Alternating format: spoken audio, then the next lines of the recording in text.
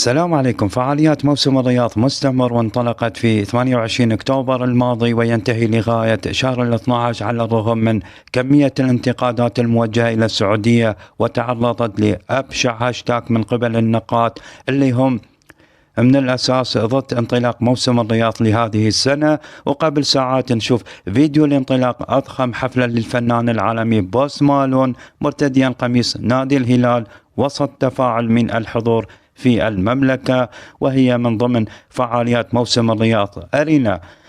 ونقول الحياة فعلا قاسية، نشوف هنا أضخم حفلة وهناك حرب وضحايا وبلا مأوى ولا طعام، والحياة للأسف مستمرة سواء كنت في الحرب أو في أضخم حفلة، والمواقف سيسجلها التاريخ. وهناك من يرفض هذه المقارنة المؤلمة أصلا، ويقول مواقف السعودية ثابتة ومستمرة في دعم فلسطين من الستينات، والمملكة لديها مشروع ورؤية 2030، وأحد مشاريعها لرؤية 2030 هي إنشاء دولة فلسطين مستقلة وذات سيادة. ما طول عليكم، خلي نشاهد أنا وياكم، ولكم التعليق، ولا تنسوا الاشتراك في القناة ليصلك كل جديد، واشوفكم بفيديو جديد.